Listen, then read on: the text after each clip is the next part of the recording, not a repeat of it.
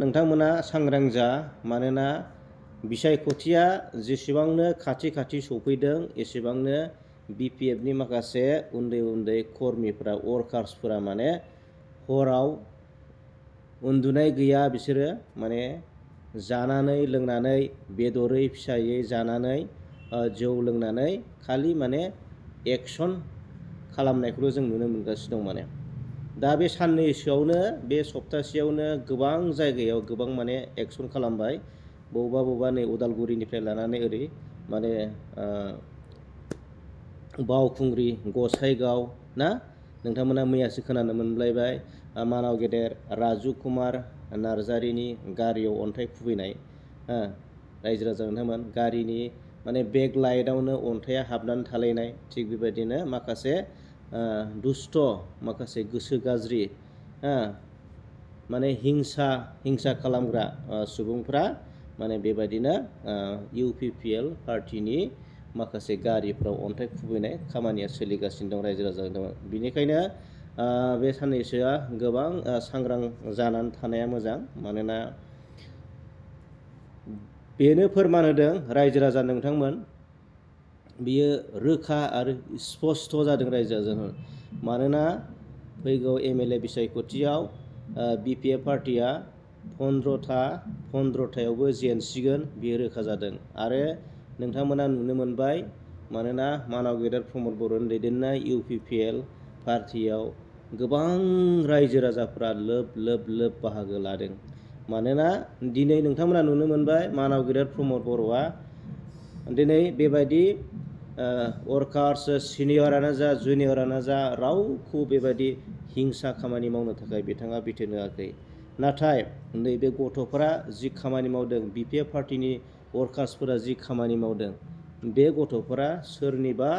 थिननाय आरो अर्डार बिथोनावसो मावदों रायजो राजा नोंथांमोन बिनिखायनो जोङो बिनिफ्राय हमनो हायो मानोना BPF पार्टिनि लिडार सिनियर जुनियर जायफोर बिथांमोननि जि दैदेननाय बिसोरनि गाइडलाइन माने कर्मिफोरखौ वर्कार्सफोरखौ बोरै दैदेननांगौ बियो माने रं जादों गोरोन्थि जादों रायजो राजानो बे समाव आं खावलायनो गोसो जायो मानोना जाहाथे इलेक्सननि मुङाव बिसायख'थिनि मुङाव जोङो गावजों गाव बिदा फंबायनि गेजेराव बेबायदि बुलायनानै सोरनिबा जिउ खहा जानो गोनां जोङो जाया जाहाथे बिनि थाखायनो खावलायो बे समाव जि जाबाय आरो बिनिख्रुइ जाहाथे जाथाया गिदिर जाया गुवार जाया बिनिखायनो BPF पार्टिनि जि दैदेनगिरि बिथांमोना जाहाथे बै उन्दै गथ'फोरखौ कन्ट्रल खालामो आरो बुजायो जाहाथे बेबादि माने जाथायखौ दा मावथों थ' मानोना राजखान्थियाव नोंथांमोना मोनथिखागौ बयबो मोनथिगौ रायजो राजाबो मोनथिगौ राजखान्थियाव सोरबा देरहागोन सोरबा जेनगोन आरो जेननाय देरहानाया बे थाखायो रायजो राजामोन आरो जाय पार्टिया मोजां खामानि मावगोन समाजनि ओनसोलनि जौगानाय खामानि मावगोन जाय पार्टिनि साननाय हनाय मट' मिशन भिजन बिसोरनि लक्ष्यफ्रा मोजां बैफोरखौ नोजोर बोनानै रायजो राजाफ्रा भट होगोन आरो बिसोरनो बिसायख'थियाव देरहागोन बियो रोखा रायजो राजा नोंथांमोन बिनिखायनो दा जेरै जों नुनो मोनबाय बेबायदि गुबुन पार्टिनि सायाव आक्रमण खालामनाय गाग्लोबनाय गारि बुख्रुबनाय बियो गोदान नङा रायजो राजा नोंथांमोन BPF पार्टियाव बियो गोदोनिफ्रायनो दं जुग सिगांनिफ्रायनो दं रायजो राजा नोंथांमोन अब्लाबो दिनै रायजो राजाफोरा बे पार्टिखौनो दिनै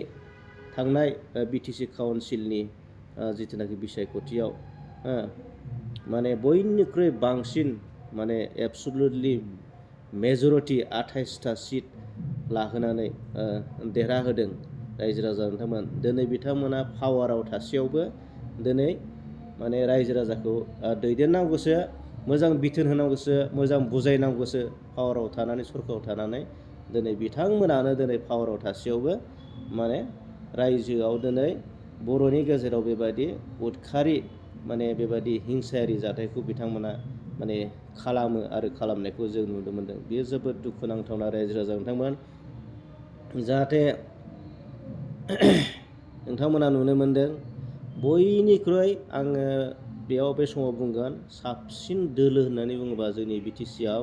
जोंनि काउन्सिलाव जोंनि बड'लेण्डआव बयनिख्रुइ साबसिन बयनिख्रुइ हामसिन गनायजाथावना मानिजाथावना बयनिबो थाखाय गनायजाथावना बे दोलोआनो जादों मानाव गेदेर प्रमद बर'नि दैदेननाय UPPL सरकार आरो UPPLनि जि दैदेनगिरि UPPL पार्टिनि जेसेबां केन्डिडेट दैदेनगिरि बिसोरबो गासिबो माने साननो गोरों हनो गोरों बुजिनो गोरों थान्दा गुसु मेलेमनि गोजा रायजो राजा नोंथांमोन बेबायदि हिंसा बेबायदि माने अयनाय मालायनि हिंसा खालामनाय मालायनि अयनाय खालामनाय बेबायदि मावग्रा बेक्ति नङा रायजो राजा नोंथांमोन जेब्लाबो सान्थि गोजोन आरो खौसेथि गोरोबलायनायखौ हास्थायग्रा मोनसे दोलो पार्टि होनबा मानाव गेदेर प्रमद बर'नि दैदेननाय UPPL सरकार रायजो राजा नोंथांमोन बियो फोरमान जाबाय मानोना नोंथांमोना नुनो मोनबाय थांनाय 5 बोसोरावबो जेबो हिंसायारि जाथाय जायाखैमोन मानाव गेदेर प्रमद बर'नि दैदेननाय सरकारनि समाव आरो नोंथांमोना नुनो मोनगोन आरो उननि समावबो जुदि मानाव गेदेर प्रमद बर'आ सरकाराव फैयोब्ला बयबो मोनफ्रोमबो हारिनि समान जौगानायनि खामानि मावगोन आरो गोजोन सान्थि गायसननायनि बिथाङा खामानि मावगोन बेयो रोखा आरो जौगानायनि खामानि मावगोन बेनिखायनो रायजो राजा नोंथांमोन बे समाव नोंथांमोननिसिम खावलायनाय नोंथांमोना जाहाथे गोनो गोथो जाया जाहाथे मोजां बिजाथिखौ मोजां दैदेनगिरि मोजां लिडारखौ नोंथांमोना सायख'गोन आरो नोंथांमोननि बेसेन गोसा भटखौ बिथांमोननो होनानै ट्रेक्टरनि सावगारियाव होनानै नोंथांमोना जाहाथे बिथांमोनखौ सरकाराव एसेमब्लियाव पार्लिमेन्टआव एसेमब्लियाव बिधान सभायाव पावाराव जिरायनो थाखाय नोंथांमोना खाबु होनो थाखाय आङो गुरै खावलायबाय रायजो राजा नोंथांमोन बे समाव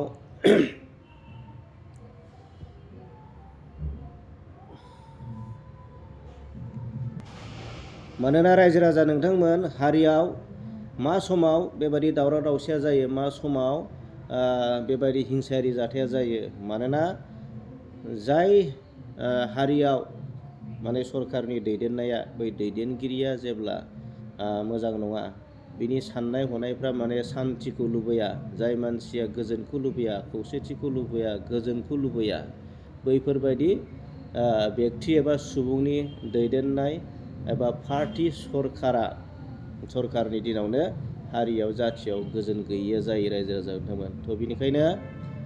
नोंथांमोना मोनथिखाबाय नोंथांमोना नुखाबाय सोरनि दिनाव माबायदि बेसेबां सान्थि आरो गोजोना फैदोंमोन नोंथांमोना मोनथिखाबाय आरो बारा बुंनो गोनां गैला माने समा बारा गैला नैबे साननैनि उनाव 9 खालाराव नोंथांमोना खालि ट्रेक्टरनि सावगारियाव नोंथांमोना भटखौ थुबानो जाबाय आइ आफा रायजो राजा नोंथांमोन गोजोन्थों।